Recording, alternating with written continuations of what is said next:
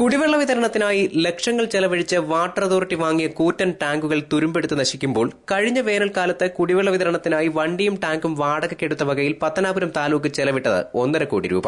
ഉദ്യോഗസ്ഥരുടെ അനാസ്ഥയും പദ്ധതി നടത്തിപ്പിലെ ദീർഘവീക്ഷണമില്ലായ്മയും മൂലം ഖജനാവിൽ നിന്ന് നഷ്ടമായത് കോടികളാണ്. വരൾച്ച രൂക്ഷമാകുന്ന സമയത്ത് ജില്ലയിലാകെ ജലവിതരണം മുടക്കം കൂടാതെ നടത്താനാണ് 1 കോടിയിലധികം രൂപ ചെലവിട്ട് 30 കൂറ്റൻ ടാങ്കുകൾ വാട്ടർ അതോറിറ്റി 6 വർഷം മുമ്പ് വാങ്ങിയത്. ഇത് വാട്ടർ അതോറിറ്റിയുടെ പുനലൂർ HS വാർഡിലെ ട്രീറ്റ്മെന്റ് പ്ലാന്റിൽ കൊണ്ടെത്തിക്കുകയും ചെയ്തു. എന്നാൽ ഈ ടാങ്കുകൾ അന്ന് ഇറക്കി വെച്ച അതേ സ്ഥലത്ത് കാടുകയറിയും തുരുമ്പെടുത്തും നശിക്കുകയാണ്. ഇവ ഉപയോഗിച്ച് തുള്ളിവെള്ളം പോലും വിതരണം ചെയ്തിട്ടില്ല.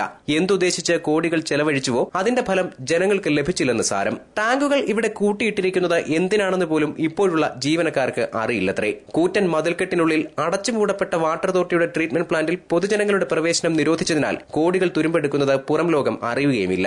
വാട്ടർ അതോറിറ്റിയുടെ പുനലൂർ ഡിവിഷനിലെ ഉന്നത ഉദ്യോഗസ്ഥർക്ക് പോലും ഈ ടാങ്ക് ഇവിടെ എന്തിനെത്തി എന്നറിയില്ലത്രേ.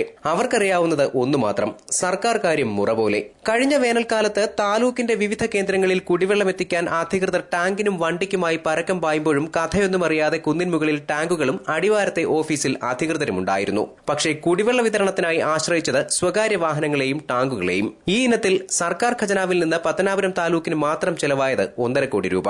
കാടുമൂടി തുരുമ്പെടുത്ത് നശിക്കുന്ന ടാങ്കുകൾ അധികൃതർ സംരക്ഷിച്ചിരുന്നെങ്കിൽ ചെലവ് വണ്ടിവാടക ഇനത്തിൽ മാത്രം ഒതുങ്ങിയേനെ. വരും വർഷവും വേനലെത്തും. കുടിവെള്ളം കിട്ടാതെ ജനങ്ങൾ നെട്ടോട്ടമോടുമ്പോൾ ഇതേ രീതി തന്നെ അധികൃതർ തുടരും. അപ്പോഴും അനാസ്ഥയുടെ ബാക്കിപത്രമായി കുന്നിൻ മുകളിൽ തുരുമ്പെടുത്ത് ഈ ടാങ്കുകളുണ്ടാകും. News bureau, Punalur.